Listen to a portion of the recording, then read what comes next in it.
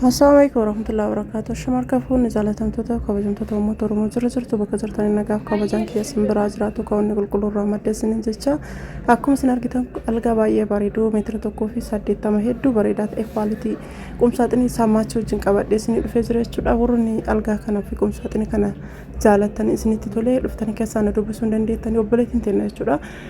Hadaamarraa haala isin argitan kanaan haala bareedaa ta'e kanan izzatti jirtu jechuudha. Algaan isin argitan kana diizaayinii kana haala bareedaa kanaan akkanatti qirxii isaatti baasnee hojjannee jira jechuudha. Akkuma isin argitanii meetirri isaa meetira 1.80 akkasuma ampuulii baay'ee bareedduu taate jechuudha.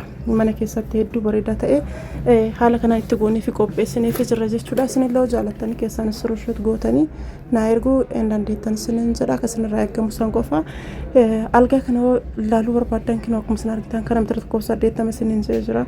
Mataan isaa haala isin argitan kana akkanatti dalagsiifamee bareedee jira.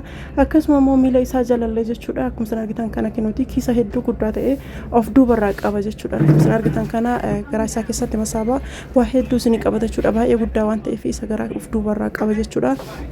wantoota barbaadan hedduu isinii qabata waan ta'eef akkuma isin argitan kana baay'ee guddaadha jechuudha.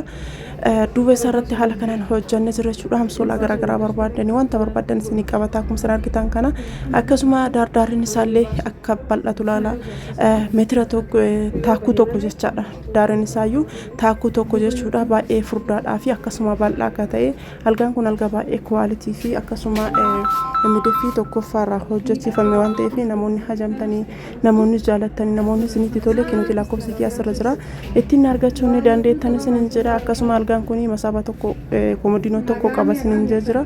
Ampuuliin yoo ifu akkana jira jechuudha. Alarratti keessatti osoo galee akkam akka ta'e tilmaamuun dadhabdan jechuudha. Akkasuma argitan qulfii ofirraa qaba masaaba yookaan kiisa lama qaba jechuudha jalaa isaarra.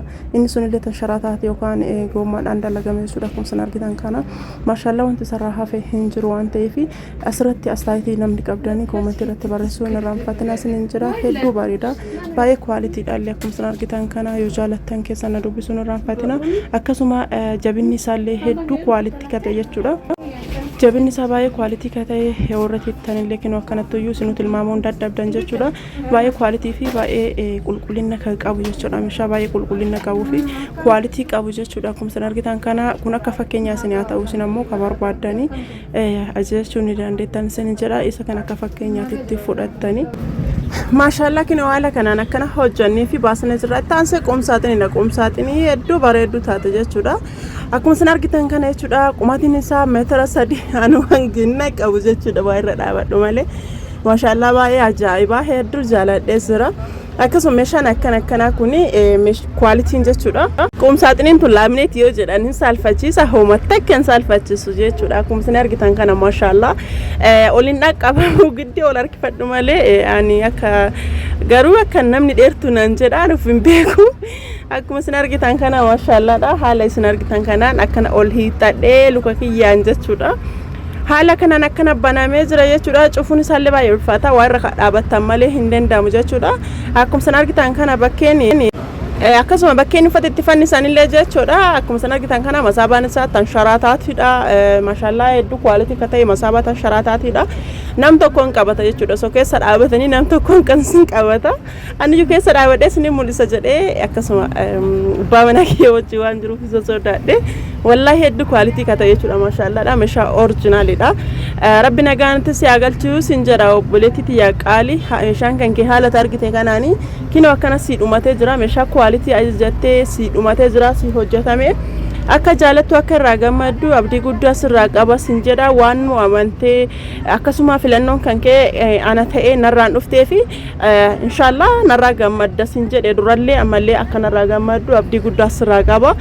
Meeshaan isii kana qofa miti jechuudha. Meeshaa mana keessaa biffee keessaa guutuu qabdi jechuudha. Wanni takka wanti irraa hafe hin jiru.